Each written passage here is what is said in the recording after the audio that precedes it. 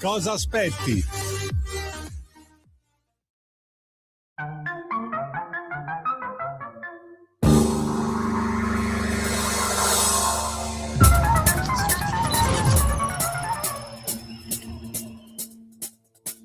Va ora in onda Zoom, il drive time in mezzo ai fatti con Antonino Danna.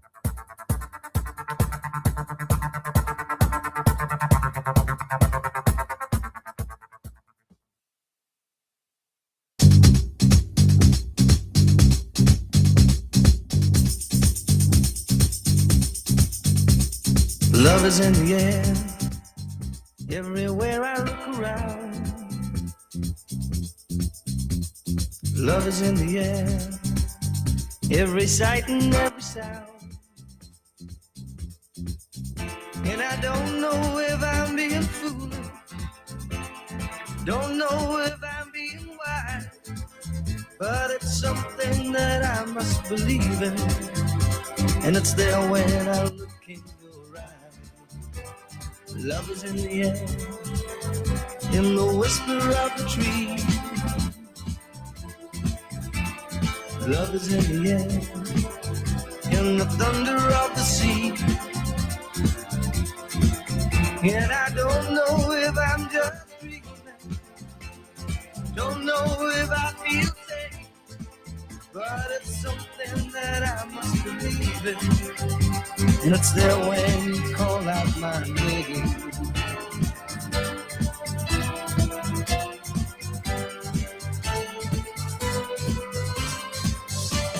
Love is in the air, love is in the air. Oh,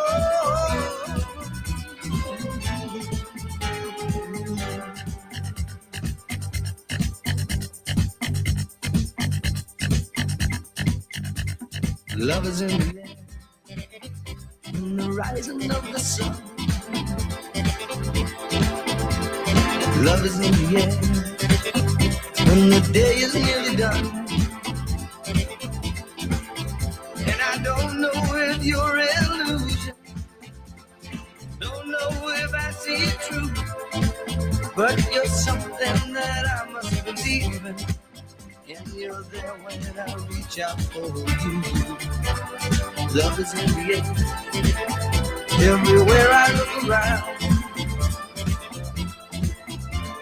Love is in the air, every sight and every sound. And I don't know if I'm being foolish, don't know if I'm being wise, but it's something that I must believe in, and it's there when I look in your eyes.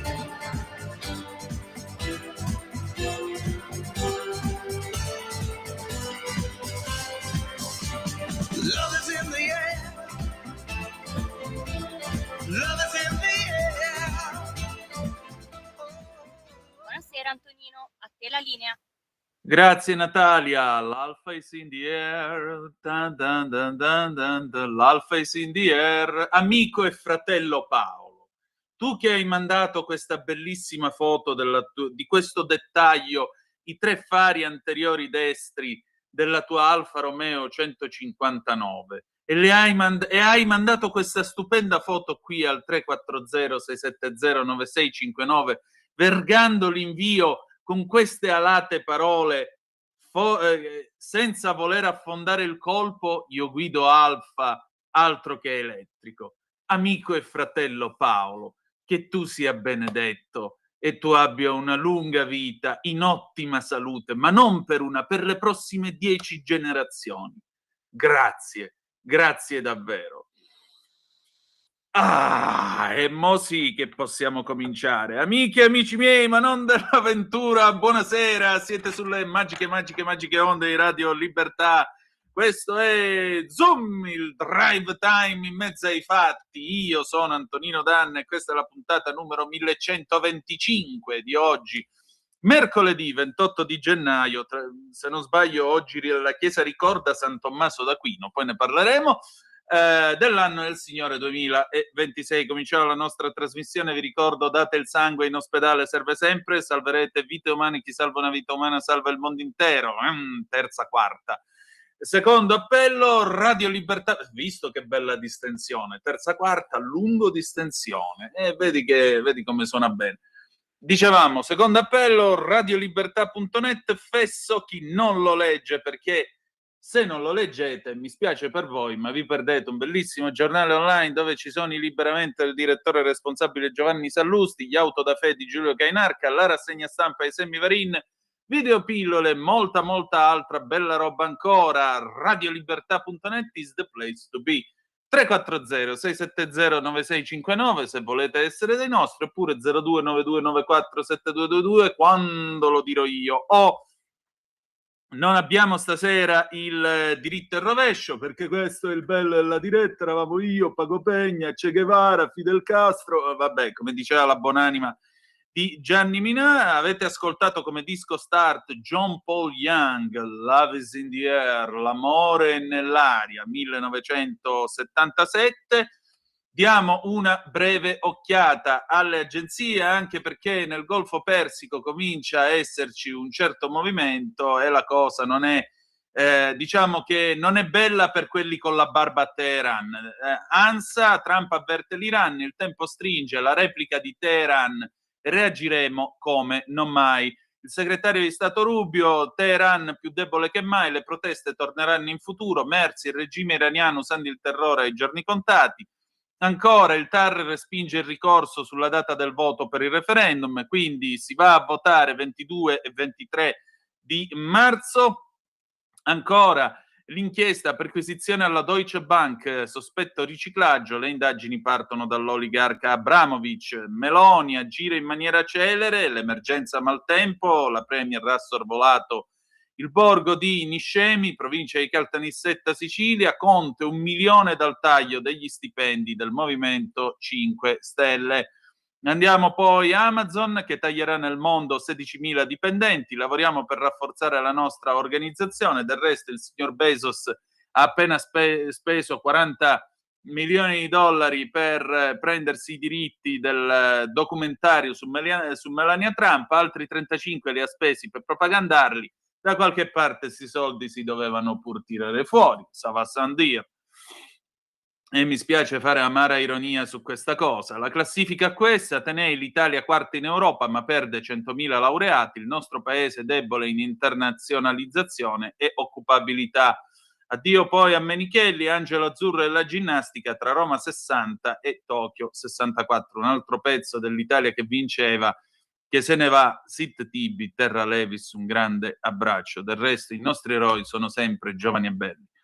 La BBC apre anch'essa con la tensione che sale nel Golfo Persico. Trump avverte l'Iran, il tempo sta finendo per raggiungere un accordo sul nucleare, mentre nel frattempo l'armada, come la chiama lui, sta diventando sempre più grossa, anche perché non c'è soltanto la portaerei Lincoln con il suo gruppo da battaglia, c'è anche la Roosevelt e altre unità della Marina Militare Americana stanno giungendo nell'area. Trump non ha detto quali esse siano, non viene reso pubblico ovviamente che cosa sta succedendo, o meglio, quali mezzi stanno arrivando nell'area, ma è evidente che le cose si stanno facendo sempre più tese.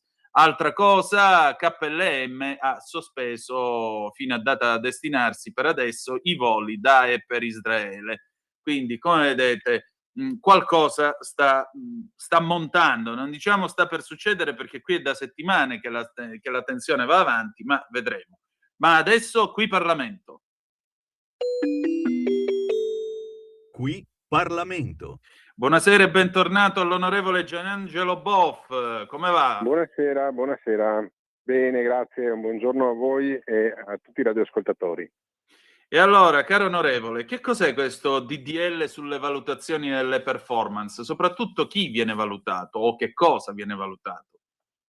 In questo caso vengono valutati i dirigenti della pubblica amministrazione, cioè il piano performance è un piano che viene introdotto ancora nel 2009 con il governo Berlusconi e il ministro e il ministro Brunetta, dove praticamente nella tra virgolette distribuzione dei premi incentivanti che fino a prima venivano distribuiti a pioggia, quindi chi rendeva e chi non rendeva prendeva comunque tanto uguale, quindi una situazione di appiattimento. Con i piani performance si individuano degli obiettivi, in base al raggiungimento degli obiettivi ovviamente c'è una premialità che viene distribuita, ma non a tutti, ma fondamentalmente a chi riesce a raggiungere poi gli obiettivi. Con questo provvedimento si va praticamente ad individuare che, ad esempio, per la progressione nelle carriere dirigenziali, soprattutto di prima fascia, intanto si deve individuare persone che abbiano almeno un'esperienza di 5 anni che siano dirigenti della pubblica amministrazione e quindi dimostrino una professionalità riconosciuta.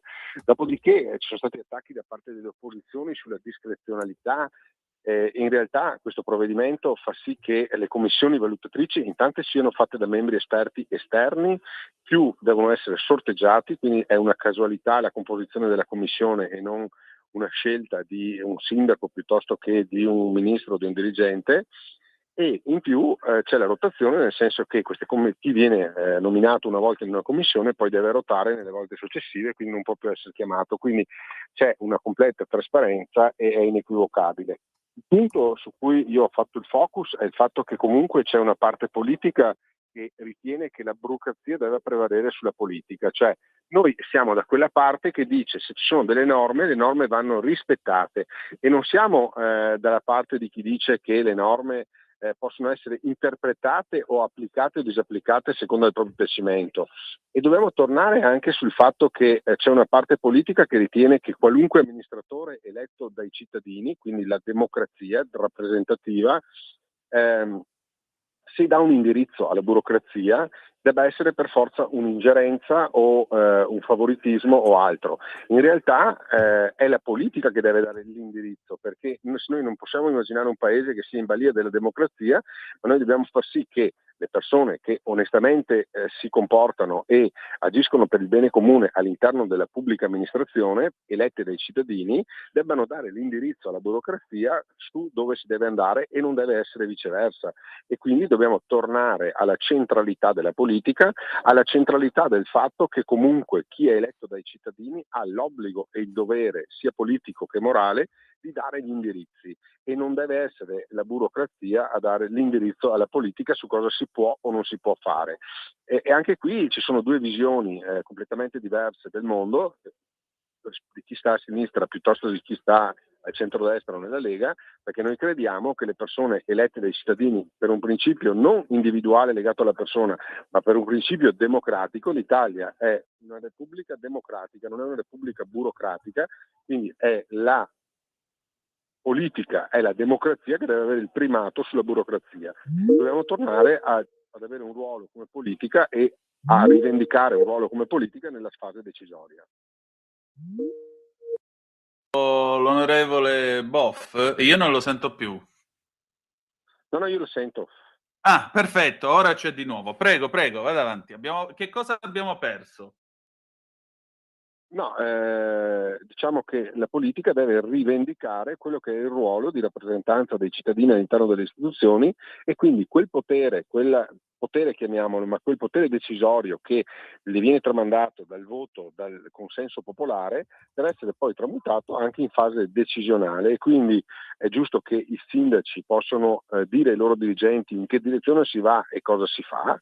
Poi sul come ovviamente sta agli apparati amministrativi deciderlo, però l'indirizzo deve essere dato dalla politica, e quindi il ruolo centrale del fatto che comunque un sindaco possa decidere in merito a quali sono gli indirizzi da dare con i piani performance, ad esempio, o con gli obiettivi da raggiungere, deve essere un tema che non è legato a come pensa molta parte politica, al favoritismo piuttosto che all'ingerenza da parte del sindaco o del ministro piuttosto che del politico, ma il politico è colui il quale è eletto dal cittadino, ha un mandato per compiere un programma dato dai cittadini, e sulla base di questo si deve muovere e deve dare gli indirizzi alla burocrazia. Molto spesso ci sentiamo rispondere da cittadini: ma non si può perché il funzionario, il dirigente non vuole. Ahimè, nel rispetto delle norme, nel rispetto delle leggi, è la politica che deve governare e non la burocrazia governare sulla politica. Certo, questo sicuramente, e soprattutto è importante che sia una valutazione il più possibile indipendente, come giustamente lei ha sottolineato, visto e considerato che troppo a Ma poi lungo...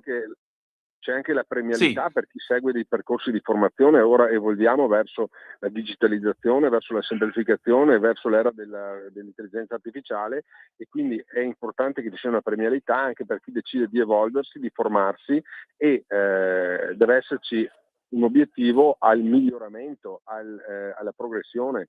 Ovviamente c'è una parte politica che vede il pubblico impiego come un bacino di voti, o meglio ancora come degli iscritti al sindacato. Noi invece pensiamo che chi è nella pubblica amministrazione è lì per dare delle risposte ai cittadini, e deve esserci un sistema di incentivo premiante che garantisca che ognuno cerchi di dare il meglio nel dare le risposte ai cittadini. Pienamente d'accordo, anche perché questa cosa diamo tutto a tutti, promuoviamo tutti quanti, mi pare che ha completamente distrutto il concetto di merito in questo paese, e sarebbe ora di reintrodurlo, quindi molto bene così. Senta, onorevole, quali saranno ora i suoi prossimi impegni?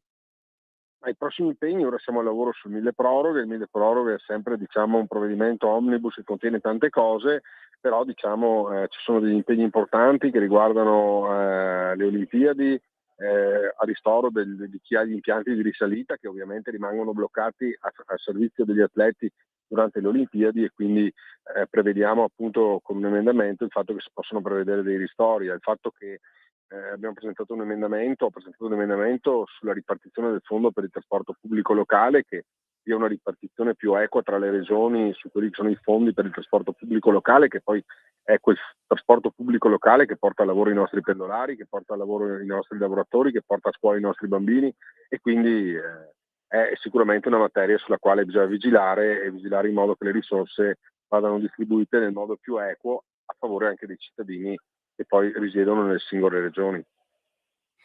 Molto bene, allora io la ringrazio, onorevole, al piacere di Grazie a risentirci voi per il presto. servizio che rendete. Grazie a lei. Adesso pausa, sigla, pubblicità, e poi ci sentiamo Paolo Villaggio, La ballata di Fantozzi del 1975, tra poco. Qui Parlamento. Stai ascoltando Radio Libertà, la tua voce libera, senza filtri né censure, la tua radio. Lo amiamo perché ci offre sempre le cose più buone e naturali. Linea Alberto Acerbis. Problemi respiratori, tosse, raffreddore, tosse secca, tosse grassa. Abbiamo il prodotto che ti può aiutare. Bronco Free, la soluzione bevibile alla bava di lumaca, timo, verbena, altea, papavero e marrubio.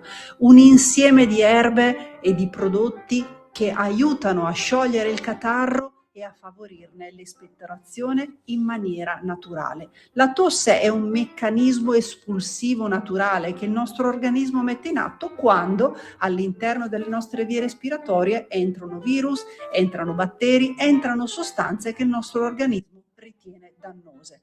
Come fare per calmare la tosse? Bisogna sciogliere il catarro e favorirne l'espettorazione attraverso un mucolitico naturale. La bava di lumaca, infatti, attraverso gli enzimi litici in essa contenuti, aiuta a sciogliere appunto il catarro e aiuta la sua espulsione. Abbiamo un'offerta straordinaria per voi stamattina. Se dite ascolto Radio Libertà e chiamate lo 030 68 40 408, 3 flaconi di Bronco Free a 59 euro, e se dite ascolto Radio Libertà voi non pagate le spese di trasporto e in più avete uno splendido omaggio. Chiamate adesso 030 68 40 408.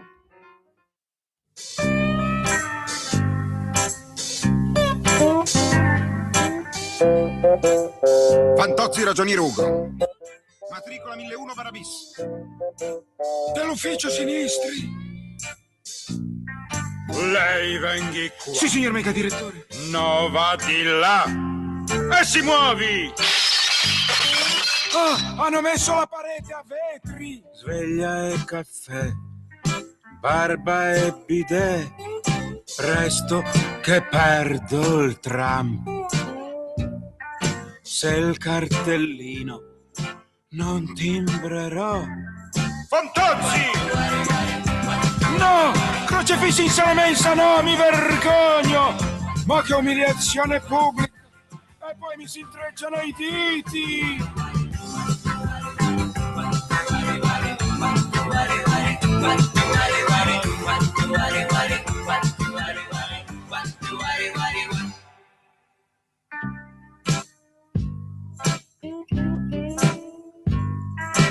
La 1003, frigo e buffet, l'elettro dei frappè,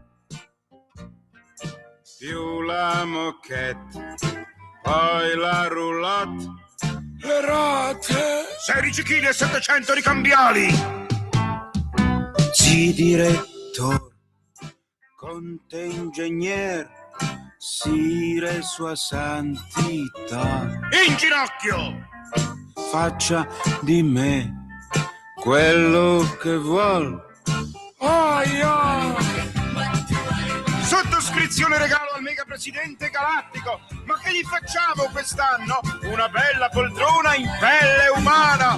Bella, bella idea, ma non sempre la mia. Ma perché sempre la mia? Nuova tela linea, Antonino.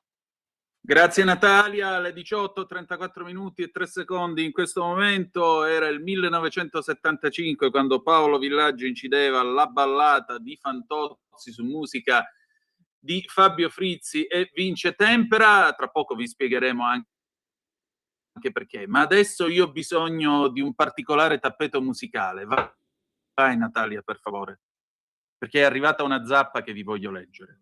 Vai.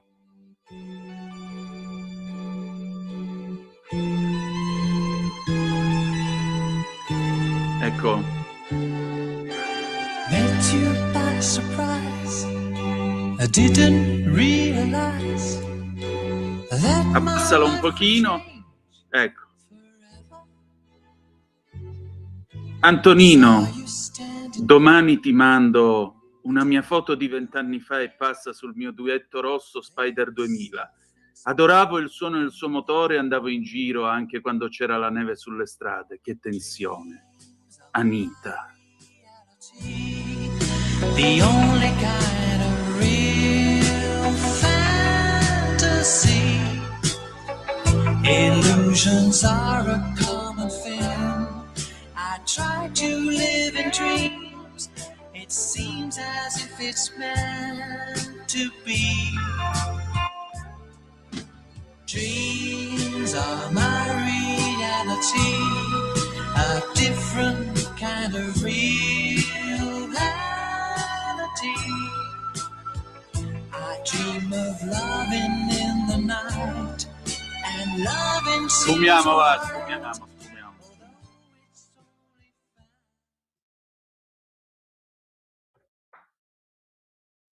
Sfumiamo un attimo perché dopo questo momento... Scusate? Sì, pronto? Sì. Hai ragione pure tu. Ora glielo dico, grazie. Ha telefonato il mio diabete, ha detto che è venuto il diabete pure a lui. Natalia, a te? Un pochino. Ah, un pochino. Meno male. Va bene. Grazie del messaggio, attendiamo ovviamente di vedere questa foto. Or dunque... Le 18:36 minuti e 30 secondi qui sulle magiche onde di Radio Libertà. Antonino Danna al microfono con voi. Questa è sempre Zoom, puntata numero 1125. Perché la ballata di Fantozzi? Perché qui siamo in una situazione, diciamo, fantoziana. Dovete sapere che ogni anno la burocrazia in questo benedetto paese rallenta fino a strozzare tutte le varie aziende. Io stamattina ne ho parlato con Roberto Boschetto, che è il presidente di Confartigianato Imprese Veneto, e abbiamo parlato con lui anche delle lentezze, dei ritardi della magistratura, perché mentre il Veneto, bene o male, ancora se la scappotta con 350-360 giorni in media per la durata di un processo, ci sono altre regioni in questo paese che vanno oltre i 600 giorni. E allora qualcosa bisogna farla. State a sentire che cosa ci siamo detti. Vai pure, Natalia. Piacere di ritrovare come gradito ospite il presidente di Confartigianato Imprese Veneto, Roberto Boschietto. Presidente, allora, intanto grazie della sua disponibilità e del suo tempo. Io ho qui un vostro comunicato stampa perché qui appare che la burocrazia è freno per il 74% delle imprese e in particolare solo il 48,3% dei cittadini italiani si dichiara soddisfatto dei servizi amministrativi contro una media OCSE del 65,7%. E a fronte di una spesa pubblica primaria elevata, la qualità dei servizi resta bassa. Appena il 34% dei cittadini esprime un giudizio positivo, dato che colloca l'Italia al penultimo posto dell'Unione Europea.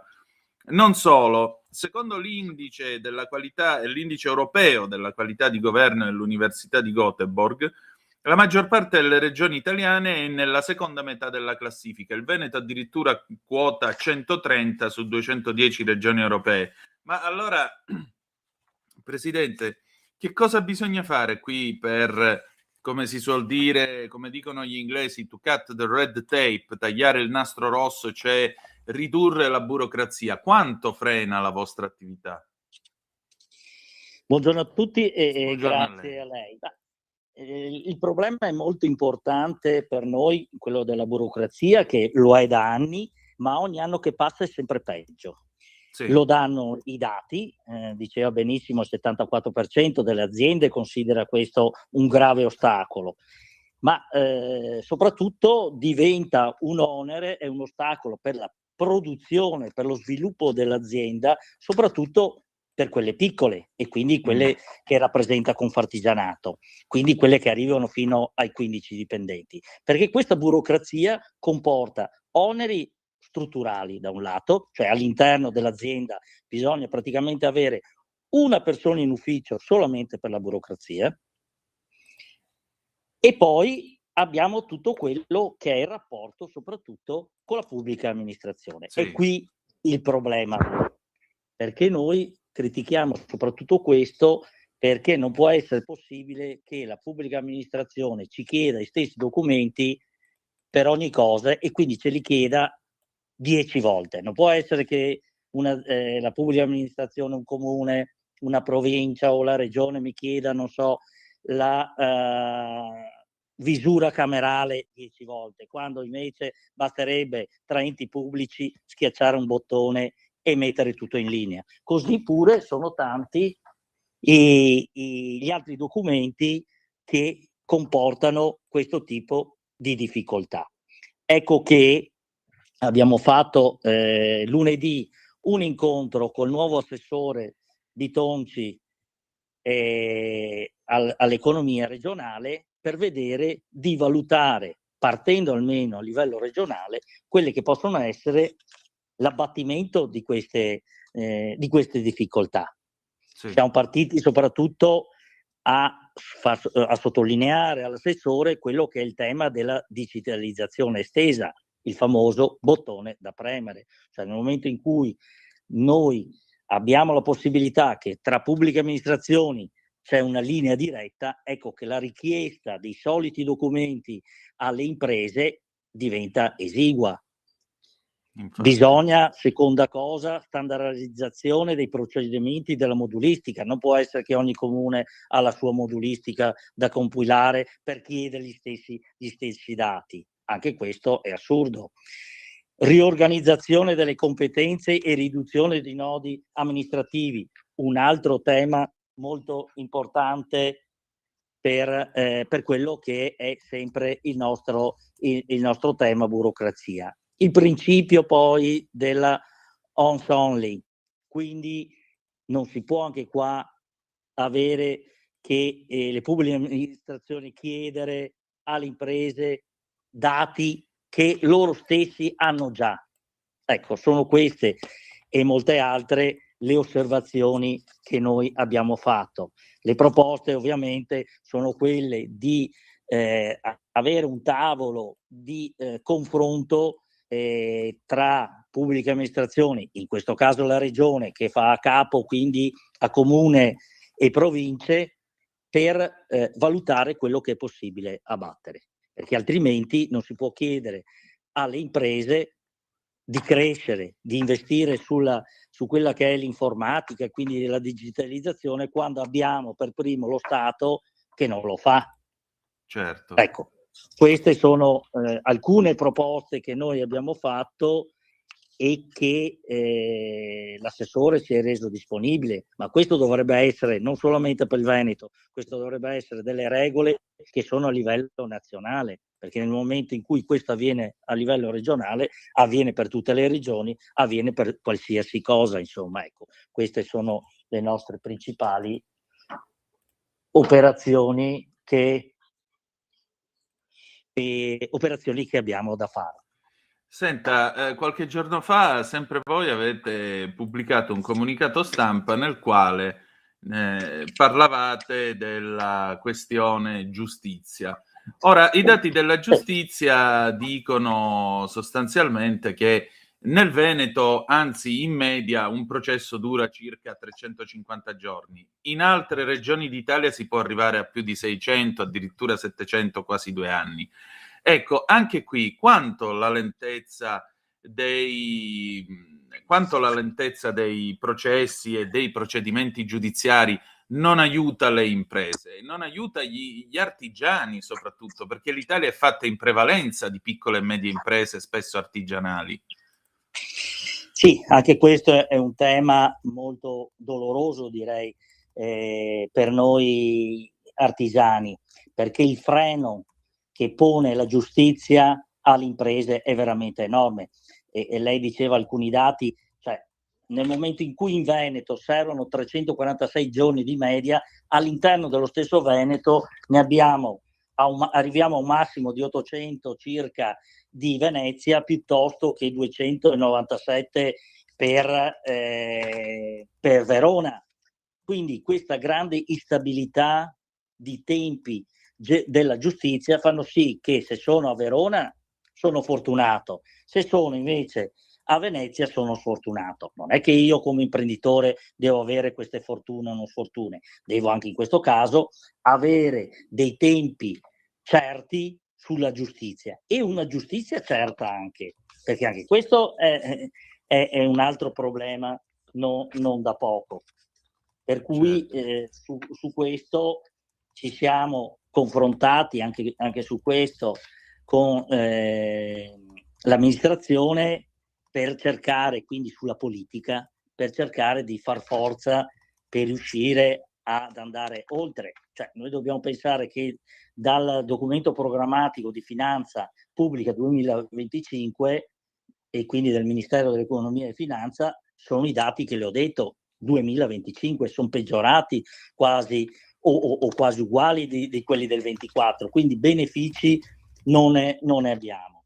Quindi abbiamo la necessità di ridurre i divari territoriali da un lato e ridurre quelli che sono i tempi della giustizia, affinché le imprese, artigiane in questo caso, ma la piccola e media impresa, possa fare l'imprenditore, perché è questo che noi critichiamo.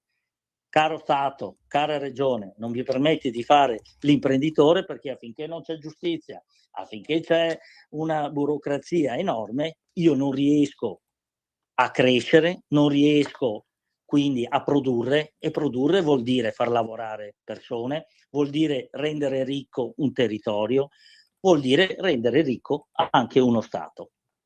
Indubbiamente.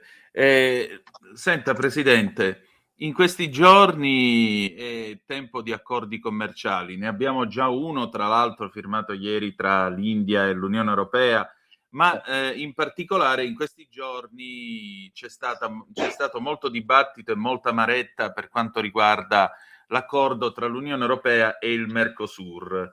Allora, per le imprese venete, per gli artigiani veneti, questo benedetto accordo è un'opportunità oppure è qualcosa che costringe le aziende, diciamo così, a combattere con una mano legata dietro la schiena? Perché noi dobbiamo rispettare i regolamenti europei e loro no, per esempio. Sì, no, allora noi il Mercosur lo riteniamo una grande opportunità, perché dopo una situazione geopolitica, una situazione economica, soprattutto che quello che riguarda l'America, i dazi, e quindi una situazione politica di qualche politico insomma stravagante, ecco, l'Europa, ma parlo ovviamente per l'Italia e il Veneto, devono pensare di produrre ed esportare. Quindi il tema export per l'artigianato è fondamentale. Quindi arriviamo da un periodo di qualche anno dove tutto l'automotive ha avuto una forte crisi con la scusa delle automobili, dei mezzi elettrici. Abbiamo tutto il sistema delle manifatture, in particolare quello che riguarda la metalmeccanica, piuttosto che anche l'alimentare, che ha sofferto. Ecco, questi mercati del sud del mondo, fondato ancora nel 91, potrebbe essere un'opportunità enorme, però anche questo non c'è ancora un via libera da parte della comunità europea. La fortuna di questa firma con l'India segna un'importanza enorme, perché dà la possibilità ovviamente all'Italia e quindi ai nostri artigiani di guardare a mercati fino a ieri non a disponibilità della nostra, perché eravamo abituati principalmente a lavorare per l'Europa, Germania, Francia, piuttosto che per altri paesi come la Russia o l'America, quindi paesi principali. Ecco, tutta questa operazione invece noi la riteniamo fondamentale, perché dobbiamo guardare a tutto tondo quella che è l'esportazione, e quindi vuol dire fare economia anche in questo caso per quello che è il mondo intero e anche Mercosur. Certo. Presidente, a proposito di mercati, come sta andando questo inizio d'anno? C'è qualcosa che si muove? Abbiamo ancora gli occhi neri dal 2025? Ma i dati ci danno o una leggera flessione o leggermente meglio del 2024. Il problema è che c'è ancora troppa incertezza. L'incertezza crea una stabilità delle aziende che non sanno se possono investire. Abbiamo i tassi molto alti, per cui il costo dell'investimento è importante, e quindi in queste situazioni dove abbiamo dei settori ancora in crisi o che sono appunto la metalmeccanica piuttosto che la moda, ma se parliamo della metalmeccanica, che è uno dei settori trainanti per l'Italia e soprattutto per il nostro Veneto, qui uno ci pensa, perché dice: da un lato io devo continuare ad ammortizzare da un lato e da modernizzare la mia azienda, però lo faccio nel momento in cui ho una certezza di poter lavorare, perché se spendo 300.000 euro per una macchina a controllo numerico, questa deve produrre migliaia di pezzi per portarsi a casa il costo, ma se non ho una prospettiva di fronte, diventa pensieroso, ed ecco che quindi le aziende rimangono ferme, e quindi crea pian pianino un impoverimento del tessuto economico e via via quindi del PIL. E poi ci sono anche le tasse, vedo che c'è una vera e propria corsa alla rottamazione quinquies. Secondo lei sarà in grado di dare una mano alle nostre aziende?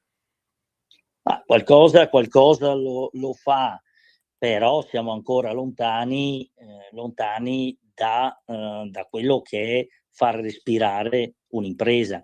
Per far respirare un'impresa bisogna tassi agevolati per gli investimenti, le tasse ridotte, perché noi abbiamo un costo del personale, ad esempio, che non è tanto il costo, quindi il denaro che i nostri collaboratori percepiscono, ma è più del doppio, perché ci sono questa serie di tasse dovute allo Stato che fanno sì che uno che prende 1.500, per dire, all'azienda costa 3.200. Sono costi importanti, dove troviamo da un lato i nostri collaboratori dall'altro lato troviamo le nostre casse interne dell'azienda svuotate da costi importantissimi. E questo vuol dire rallentare il sistema economico, vuol dire rallentare l'attività delle imprese artigiane. Dobbiamo anche ricordare che le imprese artigiane negli ultimi 3 anni, da un lato sono diminuite quelle piccole, però dall'altro sono aumentate, cresciute molte aziende. Quindi quando avevamo prima un'azienda da 10 dipendenti, adesso è arrivata anche a 15 dipendenti. Quindi si stanno ingrandendo le imprese artigiane, stanno guardando al futuro, però bisogna lasciarle lavorare, e per lavorare bisogna lasciargli i soldi in tasca. Non è un fatto che l'artigiano, l'imprenditore vada sempre al mare, tra virgolette, è un fatto di lasciare alle imprese quel denaro utile per fare investimenti, per far crescita, per fare innovazione e soprattutto fare formazione. Abbiamo bisogno sempre più, anche noi, non è un fatto solamente delle grosse imprese, delle grosse industrie, è un fatto soprattutto del mondo artigiano, che ha bisogno di innovazione e formazione. Sono 2 temi fondamentali per la crescita, non ce ne sono altri. E per far questo ci vogliono soldi, ci vuole, e allora entriamo anche nel tema della reperibilità dei dipendenti, che è difficile, perché siamo sinceri, noi non abbiamo più bisogno, nessuno di noi, del manovale. Certo. Abbiamo bisogno di persone formate. E allora anche gli extracomunitari che arrivano, per toccare un altro tasto, noi abbiamo bisogno, certo, ma abbiamo bisogno di quelli che o si sono già formati o che dobbiamo formare. E quindi anche qua viene fuori tutto quello invece della irregolarità, perché non si trovano alla fine, perché non sanno parlare neanche la lingua.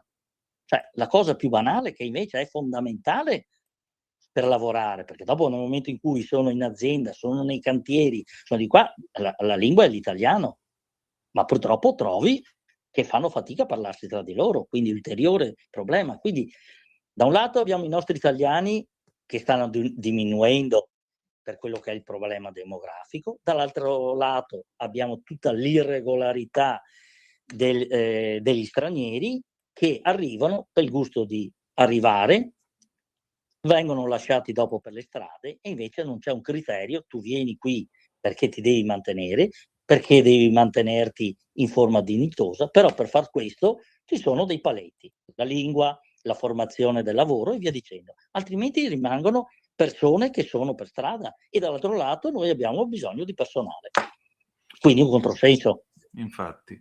Presidente, senta, per chiudere questa nostra chiacchierata e ringraziandola del suo tempo, ora quali saranno i prossimi temi di cui vi occuperete come Confartigianato Imprese Veneto? Ma noi dobbiamo continuare a battere su quelli che abbiamo detto, quindi da un lato avere la burocrazia, dall'altro lato avere una disponibilità economica, quindi i tassi devono essere ridotti, dall'altro lato abbiamo bisogno di personale formato, l'abbattimento delle tasse e l'export. 5 temi che sono importanti per tutto il mondo produttivo, e quindi vuol dire produzione, vuol dire anche un bene sociale, vuol dire un PIL, vuol dire uno Stato che cresce perché ha una politica degli obiettivi solidi e importanti. Se questi poi non vengono condivisi ai tavoli, peggio di peggio, insomma. Ecco, noi stiamo cercando da livello regionale a livello anche nazionale, quindi del nostro Presidente nazionale, di dialogare con la politica per riuscire ad abbattere certe barriere e quindi che ognuno vada per conto suo, tradotto che chi fa sindacato continui a ripetere le stesse cose senza ascolto, e dall'altra parte la politica che va per... Ecco, l'unione di questo, insomma, io penso che sia l'obiettivo nostro, ma sicuramente è l'obiettivo di uno Stato democratico e di uno Stato che sa quello che vuole. Quindi 5 obiettivi importanti, ma che tutti hanno un comune denominatore, e quindi avere un'economia veneta, italiana, che possa far crescere il nostro paese. Di sicuro Veneto, perché parlando da presidente regionale io ci tengo al mio Veneto e quindi abbiamo tantissime imprese artigiane, perché il Veneto è fatto da imprese artigiane, quindi medio-piccole, e queste hanno grandi capacità che ci vengono riconosciuti in tutto il mondo. Ricordo ad esempio solo l'aspetto dei dazi dell'America. Bene, l'America si pensava che non acquistasse più, invece abbiamo avuto negli ultimi mesi un mantenimento dell'export, perché ci sono certi prodotti dall'alimentare piuttosto anche che di altri prodotti che hanno mantenuto, perché le eccellenze le abbiamo solamente in Italia e in particolare nel Veneto. Insomma, diciamo che è stata più una tigre di carta che altro. Sì, è stato un palcoscenico dove che a noi non serve, insomma, questo palcoscenico. Meglio così, a noi interessa la concretezza veneta e non il teatro Esattamente, da buoni trampiano. artigiani siamo abituati a rimboccarci le maniche e mettendo testa, cuore e mani, come usiamo sempre dire, procedere e andare avanti senza paura. E allora, Presidente, grazie del suo tempo e al piacere di risentirci presto. Grazie a lei e a tutti coloro che ci ascoltano. Antonino, di nuovo a te la linea. Grazie Natalia, alle 18:58 minuti e 22 secondi è arrivato, un po' in ritardo ma è arrivato lui, implacabile come sempre Pierluigi Magnaschi col diritto e rovescio. Vai pure Natalia.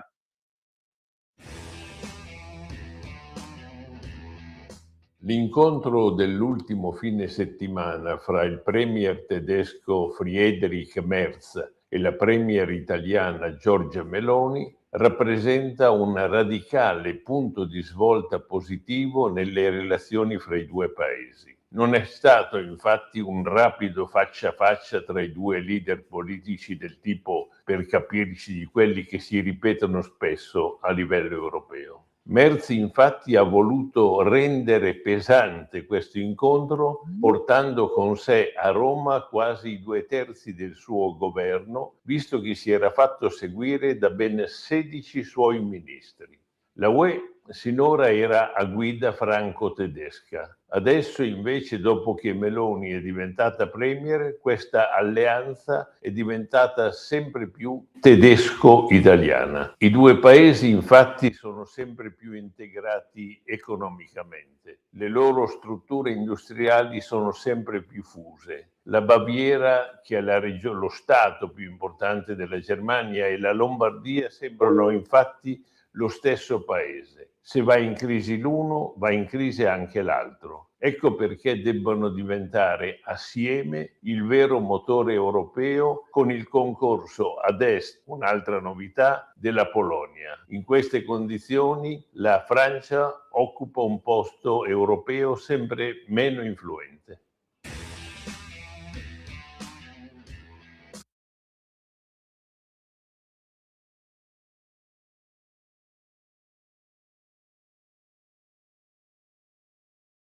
Un nuovo modo per sostenere la tua radio. Visita radiolibertà.net. Ti basta un click e potrai versare il tuo contributo volontario direttamente online. Potrai donare con ogni tipo di carta di credito, anche prepagata. Ti aspettiamo online su radiolibertà.net. Sostieni la tua radio con il tuo contributo volontario. Radio Libertà. La tua radio. Diamo voce alla nostra gente.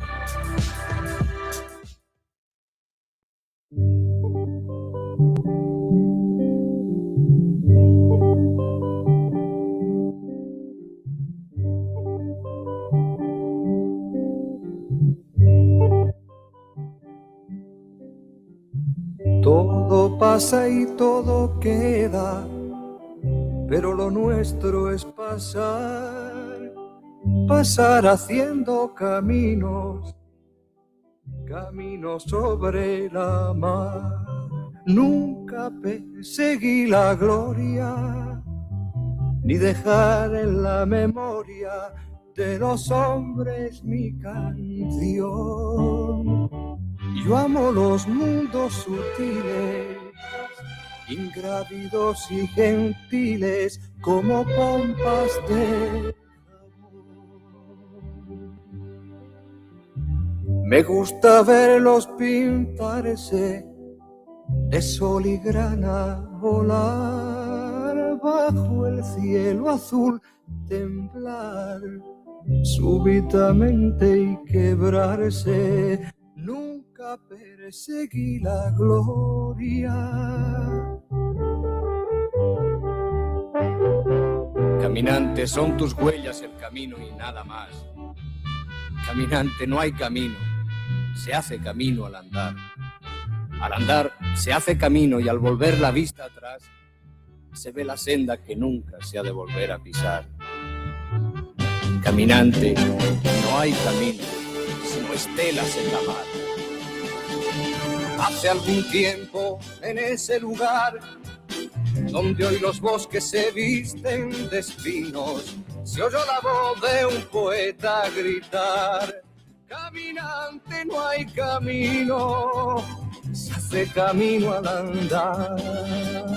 Golpe a golpe, verso a verso, murió el poeta lejos del hogar que cubre el polvo de un país vecino. Al alejarse le vieron llorar. Caminante, no hay camino, se hace camino al andar. Golpe a golpe, verso a verso. Cuando el jilguero no puede cantar, cuando el poeta es un peregrino, cuando de nada nos sirve rezar. Caminante, no hay camino, se hace camino al andar.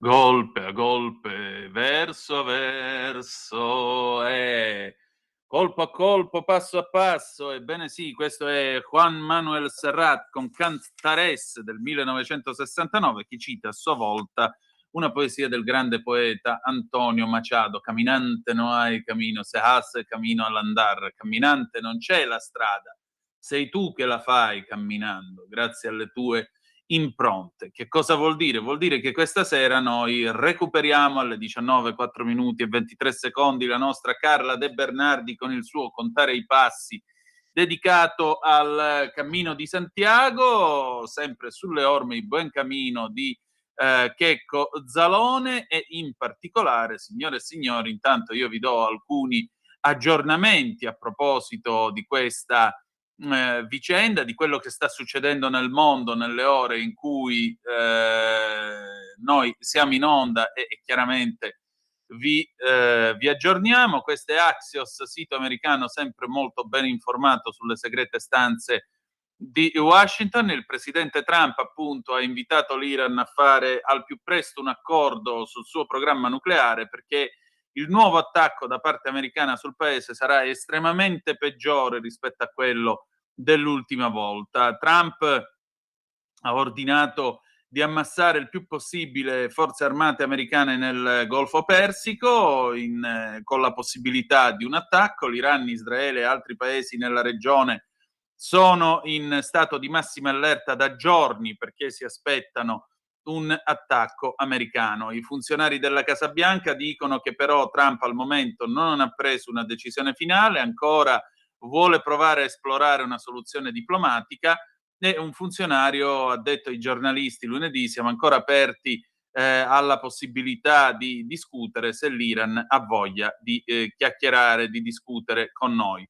Nel frattempo, naturalmente, c'è già chi dice che ormai manchi poco, che probabilmente c'è chi ipotizza che il presidente possa lanciare un eventuale, come posso dire, ultimatum agli iraniani. Iran International ha appena battuto questa notizia da parte del ministro degli esteri iraniano Araki, che dice: le nostre coraggiose forze armate sono preparate con le dita sul grilletto a rispondere immediatamente con tutta la loro forza a qualsiasi aggressione contro la nostra amata terra, aria e mare, dice appunto Abbas Araki su X. Le lezioni imparate durante la guerra dei 12 giorni ci hanno permesso di rispondere ancora con più forza, rapidamente e in modo più profondo. In ogni caso Araki dice che l'Iran ha sempre diciamo, accettato il fatto di raggiungere un accordo sul nucleare che sia reciprocamente benefico, corretto ed equo per entrambe le parti, che si basi su un terreno comune, che sia libero da imposizioni, minacce e intimidazione, che garantisca i diritti dell'Iran allo sviluppo di una tecnologia nucleare pacifica e che garantisca che non ci saranno armi nucleari. Tali armi non hanno posto nelle nostre valutazioni sulla sicurezza e non abbiamo mai cercato di acquisirne una. Ecco, questo è l'inganno finale. Quindi direi che se Trump si vuole fidare della parola di questa gente, che è la stessa gente che gli aveva detto che le esecuzioni erano finite e tutto il resto, auguri, insomma, buona fortuna all'Occidente. Il segretario di Stato Marco Rubio invece ha detto, parlando a una udienza, è stato ascoltato dal Congresso, ha detto: abbiamo fra i 30 e i 40.000 militari americani che si trovano tra 8 o 9 basi nella regione del Golfo Persico, tutti sono a portata di una quantità di migliaia di droni killer, droni kamikaze iraniani e missili balistici a corta gittata eventualmente lanciati da Teheran. Dobbiamo raggiungere una forza e una potenza sufficiente nella regione soltanto come principio per poterci difendere dalla possibilità che a un certo punto, come risultato di qualcosa, il regime iraniano decida di colpire le nostre basi militari nella regione. E il presidente si garantisce sempre la possibilità di difesa preventiva. Rubio ha anche aggiunto che la previsione per una qualsiasi transizione dopo la caduta della guida suprema Ali Khamenei, 86 anni, al momento non è ancora chiara. Io non penso che qualcuno vi possa dare una risposta semplice su quello che succederà in Iran nel momento in cui cadrà il regime e cadrà la guida suprema. Più che altro posso solo darvi la speranza che ci possa essere la possibilità di avere qualcuno all'interno di quella realtà che possa lavorare con noi per raggiungere una simile transizione. Immagino che sarebbe ancora più complesso rispetto a quello di cui stiamo parlando adesso, anche perché parliamo di un regime che è stato al potere per un tempo troppo lungo. Questo è quello che sta succedendo in questi minuti, questo è quello che accade nel mondo in questi minuti. Io vi ringrazio, adesso parola a Carla De Bernardi sulle orme del Cammino di Santiago, che è cammino di pace, e ci saluteremo alle 19:45 con Francesco De Gregori. Buonanotte Fiorellino del 1975. Appuntamento domani alle 18:05 trattabili, sempre sulle magiche onde di Radio Libertà. Grazie per essere stati con noi e ricordate che the best is yet to come, il meglio deve ancora venire. Vi ha parlato Antonino Danna. Buonasera. E allora questa sera io ho di nuovo il grande piacere di avere con me la nostra Carla De Bernardi e contiamo i passi sulle orme del Cammino di Santiago. Lo sapete, stiamo seguendo sia il cammino che anche, se volete, il film Buen Camino di Checco Zalone.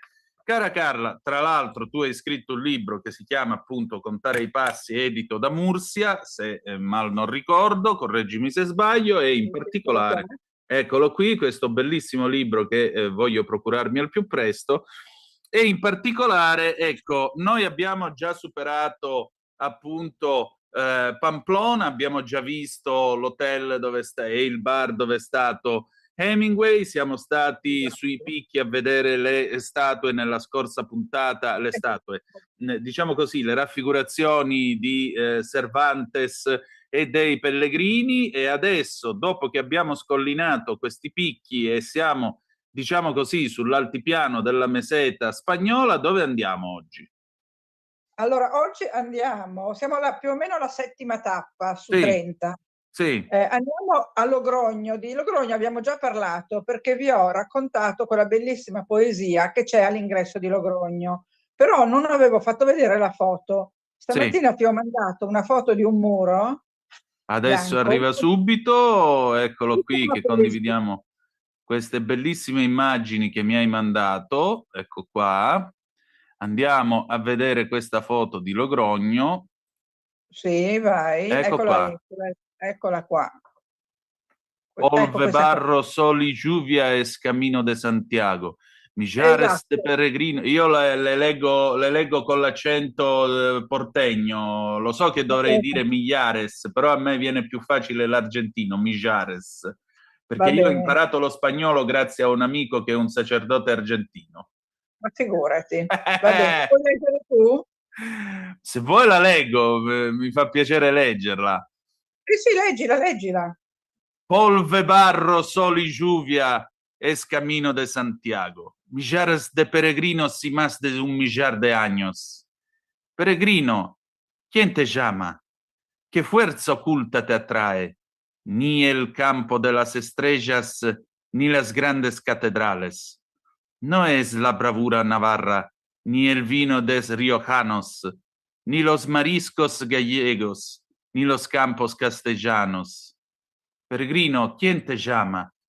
¿Qué fuerza oculta te atrae? Ni las gentes del camino, ni las costumbres rurales. No es la historia y la cultura, ni el gallo de la calzada, ni el palacio de Gaudí, ni el castillo Ponferrada. Todo lo veo al pasar y es un gozo verlo todo. Mas la voz que a mí me llama la siento mucho más hondo. La fuerza que a mí me empuja, la fuerza que a mí me atrae, no sé explicarla ni yo, solo el de arriba lo sabe. Bellissima. Ecco, esatto. E vedi, l'autore è Eugenio Garibay Bagnos, non so se c'è la firma sul muro. EGB, sì, si vede. Ecco, esatto. E così qui ti accoglie quando arrivi a Logrogno, che è Sì. una delle tappe classiche, perché sai, te l'ho spiegato che il cammino ha delle tappe, diciamo, prefissate, però uno può fermarsi anche tra una tappa e l'altra, cioè non sei obbligato a fare tappa. Però Certo. Logrogno è sicuramente una delle tappe importanti, anche perché c'ha una se non ricordo male, aspetta, no, perché prima si va a Nájera. Aspetta, da Logrogno. Ah no, eccomi qua, scusa, perché sai, perché ricordarsi quello che è successo 15 anni fa è abbastanza difficile. Allora, Logrogno, eccola qua. Sì, c'è una cattedrale gotica a Logrogno che ha niente di meno che un Calvario di Michelangelo Buonarroti, che Michelangelo Buonarroti dipinse per Vittoria Colonna. Sì. E quindi c'è una teca di vetro che protegge questo Calvario di Michelangelo, devi mettere €1, ti si illumina e lo puoi vedere. E quindi vale la pena appunto di visitare questa cattedrale. Da Logrogno si prosegue, la tappa successiva porta in un posto che si chiama Zofra e si trova appunto, abbiamo visto questo, come si chiama, questo murale. Aspetta, questo Sì. murale a me sembrava che fosse prima di Logrogno, però stando al mio libro è prima di Nájera, non è prima di Logrogno, che è la tappa successiva, e poi si va da Zofra. E questa era una fabbrica di farina, questa che Si vedete. vede. Era una fabbrica di farina e il muro è stato scritto con questa bellissima poesia di Eugenio Garibay Bagnos. Anche a Nájera c'è un monastero molto bello che si chiama Santa Maria la Real. In ogni paese trovi belle chiese. Se il paese è piccolo trovi delle chiesette ovviamente, ma se il paese è grande come in questo caso trovi delle vere e proprie cattedrali con dei cori lignei meravigliosi. E poi devi sapere che in Spagna le chiese esternamente sono magari medievali, ma dentro sono barocche, perché poi a un certo punto c'è stata una rivoluzione artistica, per cui le chiese, anche quelle molto sobrie e romaniche, all'interno sono diventate delle grandi, come si dice, esibizioni d'oro, di colonne, di altari, di retro di altari, tutto in oro. Le grandi cattedrali, quella di Burgos, quelle di Santiago sono così, cioè sono state poi rimaneggiate, ma inizialmente erano cattedrali molto antiche, no? E poi sono diventate quello che sono oggi, e devo dire che sono di un fasto persino esagerato, persino esagerato. Eh E beh, allora, la poesia che tu hai letto dice delle cose interessanti, sì, perché parla, per esempio, dice, no, che, vabbè, l'abbiamo già detto che Compostela vuol dire campo delle stelle, e che quindi hai tutta questo percorso della Via Lattea che ti segue. Poi nella poesia si dice, non è il vino di Rioja o i frutti di mare di Galizia, perché abbiamo già accennato, il cammino ha delle vere e proprie caratteristiche gastronomiche. I vini, naturalmente, sia in Navarra che in Rioja, che poi anche in Galizia, i vini spagnoli, che oramai scusami, in Italia li beviamo abitualmente, ma non era così frequente un tempo. E sono dei vini veramente molto, molto pregiati. La Galizia, quando si arriva a Finisterre, si mangiano questi meravigliosi frutti di mare che loro chiamano mariscos, ma parla anche qui del gallo della calzada. Cos'è il sì. gallo della calzada? Adesso te lo racconto. Quando si arriva ad Azzofra, poi si prosegue per un posto che si chiama Gragnon. Però prima di arrivare a Gragnon, noi ci fermiamo a Santo Domingo. Eccolo qua, Santo Domingo, seguo il mio libro, Aspetta, perché a Gragnon, Gragnon, perché non mi ritrovo? No, sì. Allora, da Zofra si parte per Gragnon, che è un rifugio molto particolare, e a metà c'è Santo Domingo della Sì, Calzada. Santo Domingo è una città grande, mentre Gragnon è un posto minuscolo. Ma noi volevamo arrivare a Gragnon per un motivo che ti dico dopo. A Santo Domingo c'è una grande cattedrale enorme, con una facciata romanica, poi insomma ha due facciate, una rinascimentale, l'abside romanica, insomma la volta gotica, l'altare barocco, quello che ti dicevo prima, questa stratificazione di stili, no? All'interno delle loro certo. cattedrali e delle loro chiese. E a Santo Domingo, intanto chi era Santo Domingo? Santo Domingo della Calzada si chiama così perché della calzada vuol dire della strada. Santo Domingo viveva praticamente sulla strada, sul cammino di Santiago. Qui stiamo parlando dell'anno 1000, 1100, per cui questo era un frate che viveva sul cammino e morì sul cammino, morì proprio a Santo Domingo, che gli è stata dedicata per questa sua dedizione al cammino, e morì proprio dove c'è la cattedrale. E la cosa singolare della cattedrale, che è quello che nella poesia diceva, non è il gallo della calzada, è che all'interno della cattedrale, e lo vedi lì, c'è una gabbia con un gallo e una gallina, bianchi, vivi, e ci sono sempre. Cioè probabilmente quando ne muore uno, non credo che se lo mangino, non credo che si arrivi a questa crudeltà di mangiarsi il gallo della calzada, ma il gallo e la gallina devono esserci sempre, perché sono in questa gabbia, entri in cattedrale, la vedi, è proprio una grande gabbia, vedi Certo. come è abbastanza sontuosa per essere una gabbia di galli e galline. E la leggenda dice che c'era siamo nel Medioevo ovviamente, ed è una leggenda che si tramanda da allora, che due contadini di Colonia, si dice, perché poi nelle leggende ci sono anche dei dettagli molto precisi, quindi non due generici contadini, due contadini di Colonia, anzi una famiglia di pellegrini, perché c'era anche un bambino, madre, padre e bambino, arrivano in una locanda lì a Santo Domingo. Durante la notte, non un bambino, scusami, un bel ragazzo, tant'è Sì, che nella notte la locandiera, la figlia della locandiera, tenta di sedurlo. Il ragazzo si chiama Ugonel, ma la respinge. Non si sa se la respinge perché la ragazza non è carina, o perché lui ha fatto voto di castità, o perché è troppo giovane. Insomma, di fatto il Ugonel respinge la figlia del locandiere. E allora la ragazza si vendica e nasconde nella bisaccia, nella sporta del ragazzo, una coppa d'argento e poi corre a denunciare il furto. Sì. Allora viene fatto un processo per direttissima, viene condannato e viene impiccato seduta stante. I genitori, affranti per la morte per impiccagione del ragazzo, del figliolo, vanno a Santiago e vanno a Compostela a piedi e poi tornano e ci mettono un bel po', perché siamo soltanto alla settima, ottava tappa, sono 30, fai tu il conto di andare fino a Santiago e tornare indietro. Sulla strada del ritorno il figlio è ancora appeso alla forca a cui era stato impiccato, Mamma mia. ma è tenuto per i piedi da Santiago e quindi è vivo, è rimasto 30 giorni impiccato alla forca, ma vivo perché Santiago l'ha tenuto per i piedi.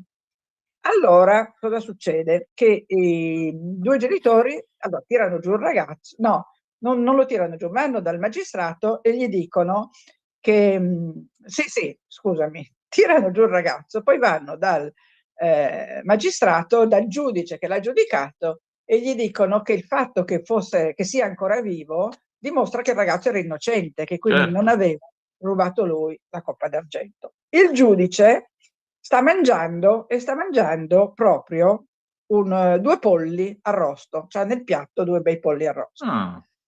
Il giudice sghignazza e gli dice a questi qui, aspetta, no, perché mi sto confondendo, no, il ragazzo non è con loro vanno a dire al giudice che il ragazzo è vivo e che quindi deve tirarlo giù dalla forca. Ecco cosa gli vanno a dire. Il giudice dice che di non disturbarlo, che sta mangiando 2 polli e che il ragazzo non può essere vivo. E dice esattamente, se questo ragazzo è vivo, sono vivi anche i 2 polli che sto mangiando, ovviamente schernendo i 2 genitori. In quel momento i polli che lui sta mangiando saltano fuori dal piatto, si riprendono tutte le loro piume e scappano via correndo e si mettono a cantare. E quindi il detto è così: Santo Domingo de la Calzada, donde cantò la gallina después de asada. Santo Domingo della Calzada, dove la gallina cantò dopo essere stata fatta arrosto. Quindi questo è il miracolo di Santo Domingo, per cui sempre, nella gabbia nella cattedrale di Santo Domingo c'è la gabbia con il gallo e la gallina. Però da questa foto mi sembra che siano di più. Tu la vedi la foto? No, sono 2. Ah, sono due perché è molto piccolina. Ecco, poi ti dicevo, noi a Santo Domingo non ci siamo fermate, a parte che io ho avuto una disavventura poi proprio alla tappa successiva a Gragnon, che sono stata, non so come sia successo, ma a un certo punto mi è venuta una irritazione di tipo orticaria, ma su tutto il corpo, non soltanto in una parte, che mi grattavo come una povera pazza, non riuscivo a trovare tregua. E da Gragnon, dove mi ero fermata, andavo a Santo Domingo, sono andata un paio di giorni, mi sono fermata un paio di giorni perché stavo male, andavo la mattina a Santo Domingo all'ospedale a farmi medicare in qualche modo questa enorme irritazione che avevo. Io mi ricordo che mi ero fermata sulla, come si chiama, un piccolo rio, c'era un piccolissimo fiume con degli alberi e mi ero fermata lì sotto su una panchina a mangiare una banana, me lo ricordo benissimo. E quando poi sono uscita da questo bosco e sono arrivata a Gragnon, che era 3 chilometri più avanti, ho cominciato a grattarmi. E poi questo grattarmi nel corso della giornata e fino a sera, quando poi sono andata a dormire, è diventato devastante, cioè mi prudeva ogni singolo millimetro del mio corpo. Mamma mia. Una cosa terrificante, per cui di notte andavo a farmi la doccia fredda, sarò andata in una notte 7-8 volte a farmi la doccia fredda per togliermi questo prurito. Poi la mattina dopo, appunto, sono andata a Santo Domingo della Calzada all'ospedale, mi hanno dato una crema che ho messo, però non mi è passato. Ho passato un'altra notte infernale. La mattina dopo sono tornata all'ospedale, non so cosa mi abbiano fatto. Morale della favola, poi la cosa si è calmata e nel giro di 2 o 3 giorni mi è passata, ma io non ho mai provato, mai, un prurito come quello. Cioè, Il fuoco di Sant'Antonio, probabilmente.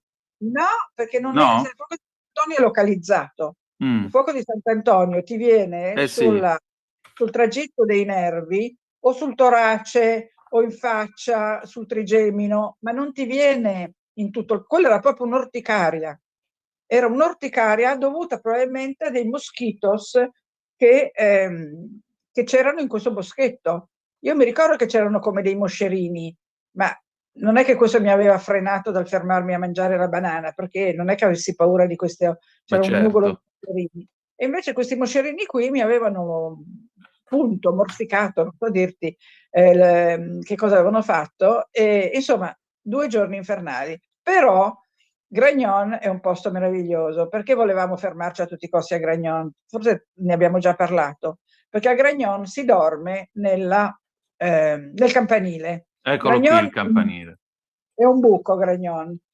Saranno una decina di case attraversate appunto dal cammino. Come dicevamo l'altra volta, ci sono dei posti che proprio sono stati rivitalizzati dal cammino, perché passando i pellegrini, ecco che sono dei villaggetti che erano abbandonati, destinati all'abbandono perlomeno.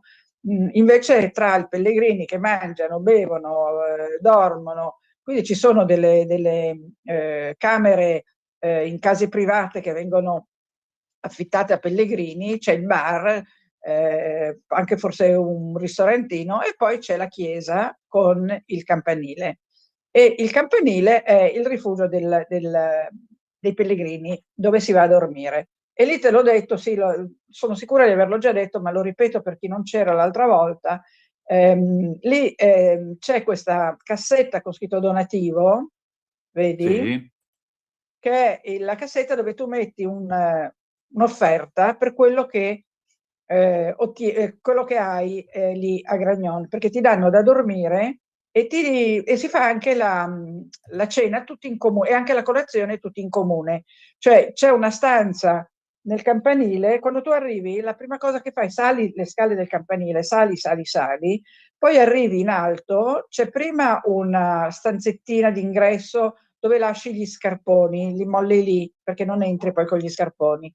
Poi c'è una grande stanza a piano terra con giù dei materassini da palestra, proprio quelli alti 5 centimetri da palestra, tutti uno vicino all'altro, attaccati gli uni agli altri, non c'è spazio tra ce ne saranno una ventina. Sì. E poi c'è un bagnetto con una doccia, naturalmente la doccia a Gragnon non era calda, era fredda, e ti abitui anche a quello sul cammino, cioè se trovi l'acqua fredda, non è che dici oddio, chiamo la reception e protesto, no, c'è l'acqua fredda, ti lavi con l'acqua fredda. No, quello è se fai il cammino di Maranello, che è più comodo e più bello.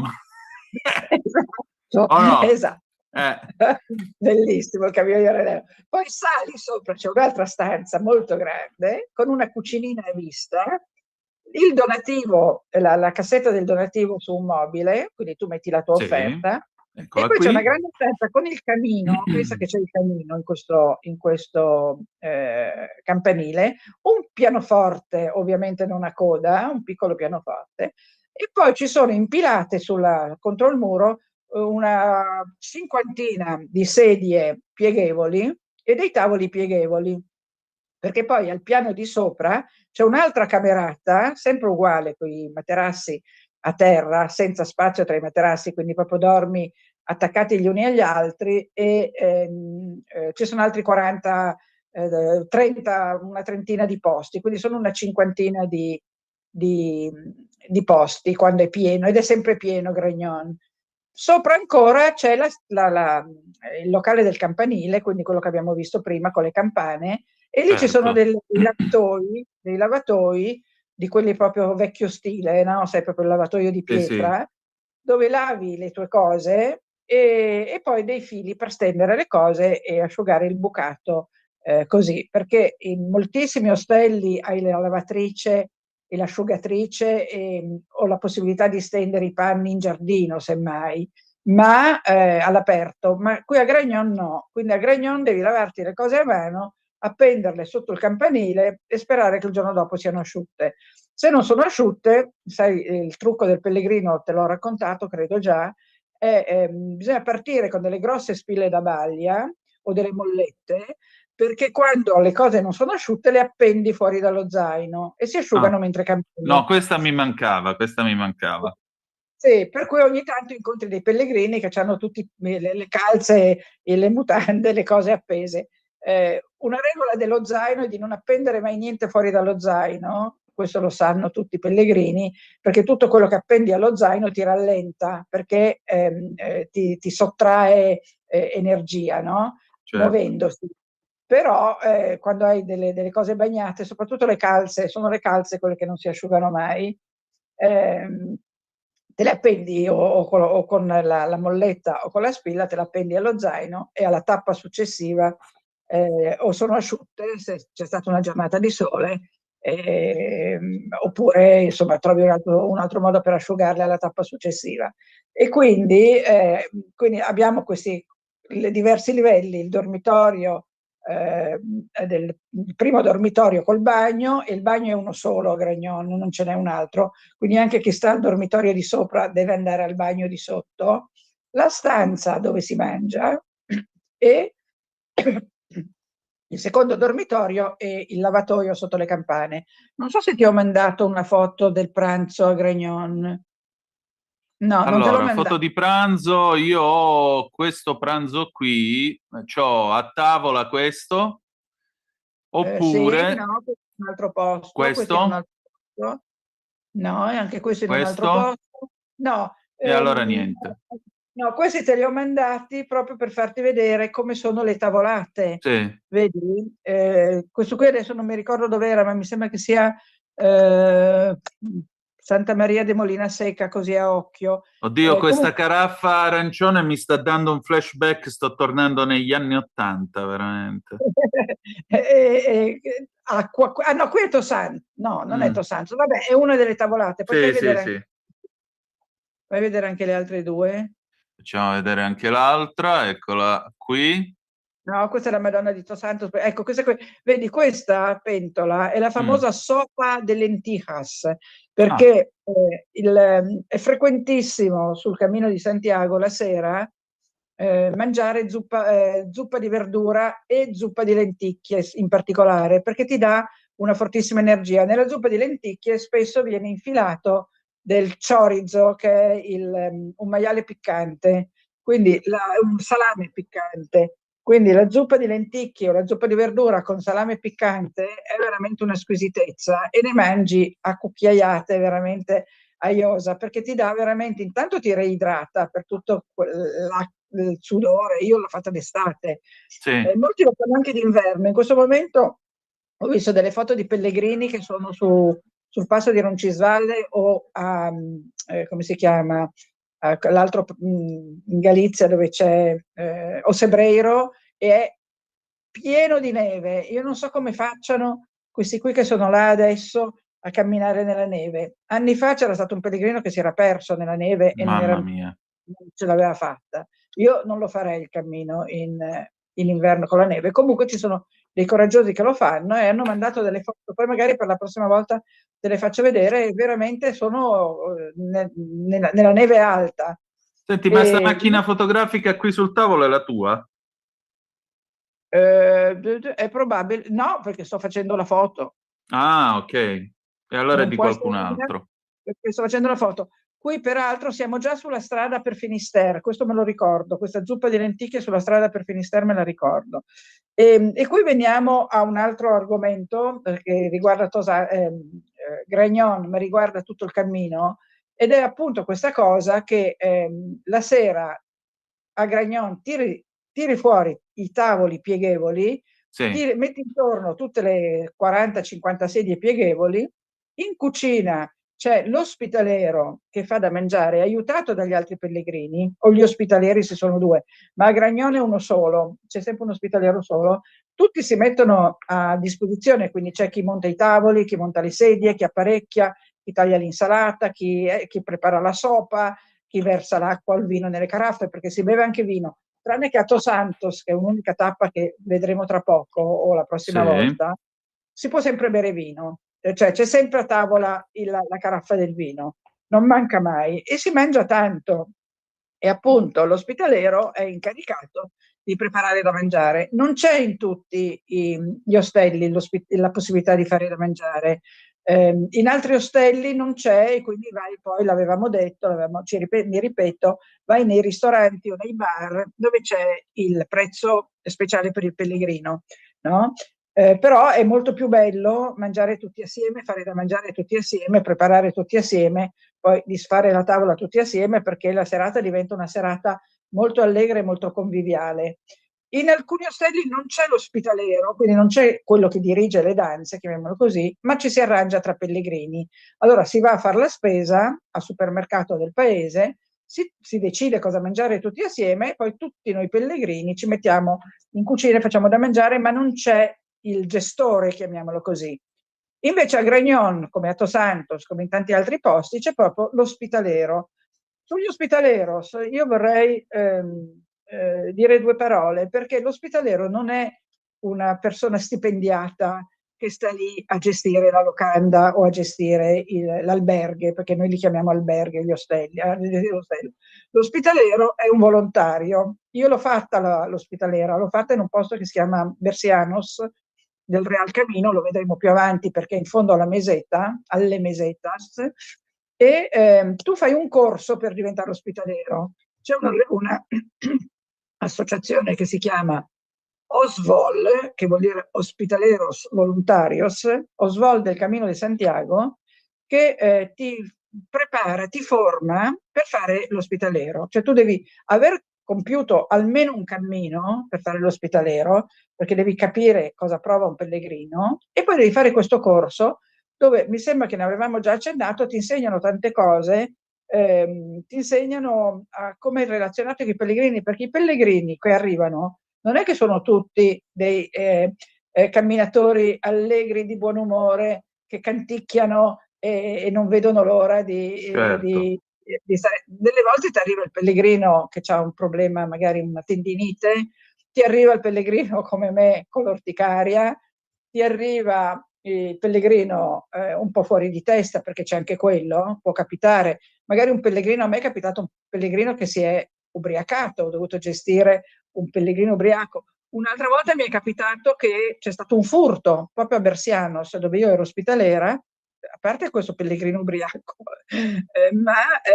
c'è stato un furto. A un certo punto è arrivato un pellegrino in bicicletta, l'ultimo ad arrivare, tutto vestito di nero. Naturalmente io l'ho accolto perché, come ho detto, non manda mai via nessuno, ma questo qui la mattina dopo era scomparso, e soprattutto con lui era scomparso il portafoglio di una ragazza che dormiva lì. Quindi questa poverina piangeva, quindi poi abbiamo dovuto fare la denuncia. Quindi ti può capitare anche di dover fare cose così, no? Cioè, il pellegrino ubriaco, il pellegrino fuori di testa, il pellegrino che ha subito un furto.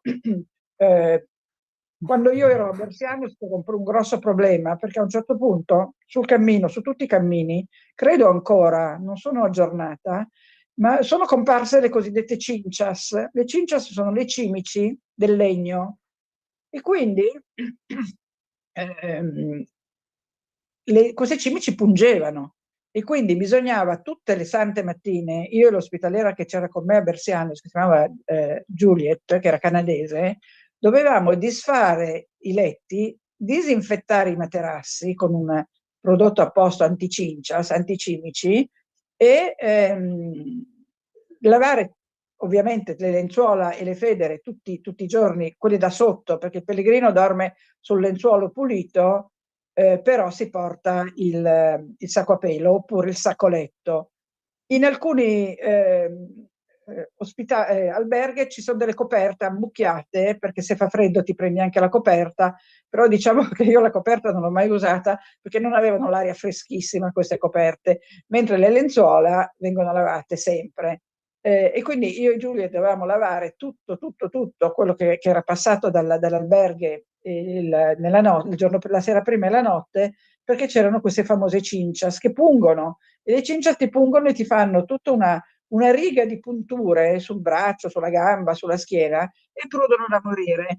Inutile che ti dica che io a Finisterre le ho beccate le Cincias, ma quello lo racconteremo poi. Ed è stato un altro strazio di grattamento terrificante, perché le punture delle Cincias sono veramente peggio delle punture delle zanzare, sono veramente dei morsi. Le Cincias mordono. Certo.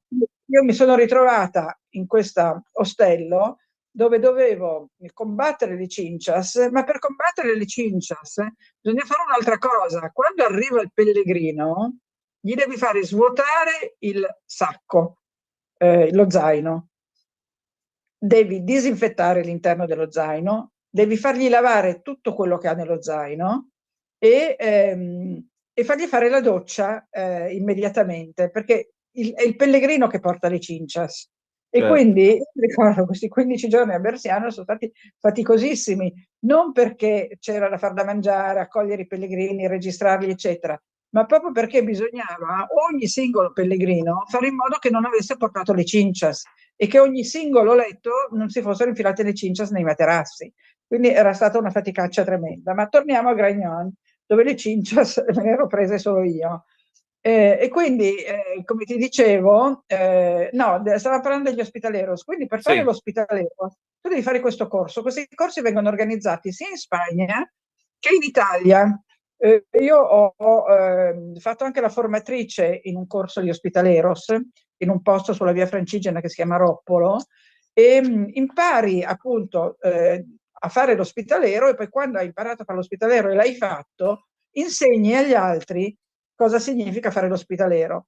Per esempio, una cosa banale a cui non penseresti se non te la dicono è che quando arriva un pellegrino e ti chiede un consiglio su dove andare a mangiare o a fare colazione, tu non glielo devi dare il consiglio, perché non puoi mettere in concorrenza i posti che ci sono in quel paese, in quel villaggio, capito? Per cui Certo.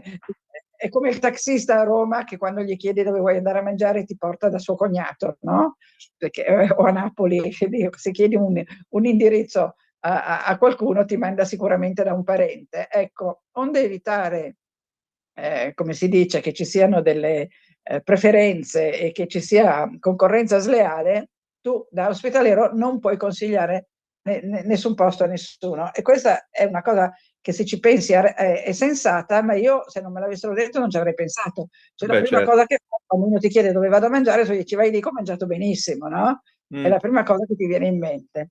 Ecco, e quindi questo. Poi per l'appunto non puoi accettare denaro, e il donativo non può essere una tariffa fissa, cioè tu non puoi dire il donativo è 10 euro, perché questo diventa un prezzo. Quindi il donativo è volontario e uno può anche non lasciare niente se non ha soldi, e in questo caso di solito il pellegrino che non ha soldi te lo dice quando arriva e ti dice che ti aiuterà nei lavori dell'alberghe.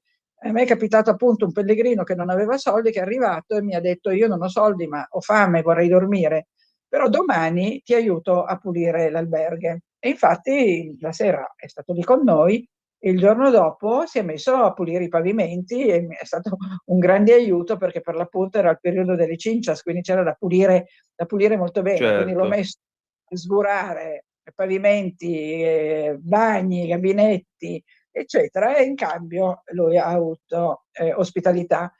Quindi tu non puoi dire il minimo è 10 euro. La gente normale, il pellegrino normale sa che per dormire e mangiare, insomma, metti almeno 12-15 euro, perché almeno alla mia epoca era così, non so se adesso è di più, perché comunque dormi, hai la prima colazione e la cena negli alberghi a donativo, e quindi contribuisci con una cifra ragionevole, che è questa, 10, 12, 15 euro. E la mattina dopo l'ospitalero apre la cassetta del donativo, vede tutta la cifra che è stata versata e la registri in un registro, quindi ogni giorno c'è l'entrata dei soldi che ti hanno dato i pellegrini. A cosa servono quei soldi lì? Quei soldi servono per fare la spesa e per tutte le spese dell'alberghe, che sono sostanzialmente soltanto cibo e detersivi e quello che serve per mandare avanti l'alberghe.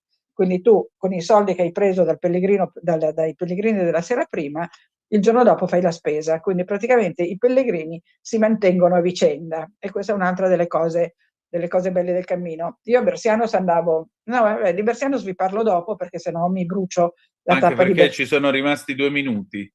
Ecco, e quindi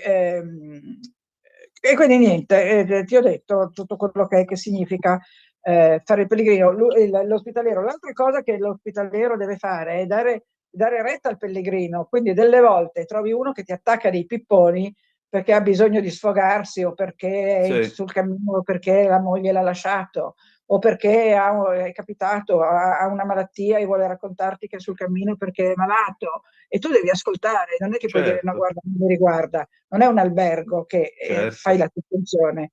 Tu lì sei anche, in qualche maniera, sei anche una specie di confidente e devi avere questa predisposizione d'animo. Se non ce l'hai, è meglio non fare l'ospitaliero. Pienamente d'accordo. Senti Carla, per finire, questa immagine di che cosa parla? Questo è Santo Domingo della Calzada, proprio che siamo arrivate, eravamo io e la mia amica Lalla, e c'era questa festa di paese, c'era una processione con una Madonna tutta nera, che qui non si vede, e c'erano questi ballerini di una danza popolare, perché in settembre tutti i paesi hanno delle feste folcloristiche. Io le ho trovate praticamente in tutti i paesi in cui sono andata, o quasi. C'era una festa di paese, perché in Spagna festeggiano, danzano, ballano, cantano. Guarda, era impressionante, perché in quel mese di settembre avrò trovato praticamente tutti i giorni una festa di paese. Meraviglioso. Allora noi ci ritroviamo la prossima settimana e andiamo avanti sul nostro cammino. Esatto, andiamo a Los Santos la settimana prossima, che è un altro posto molto molto intrigante come Gragnon. Eccellente. Grazie Carla, come sempre. Un bacione!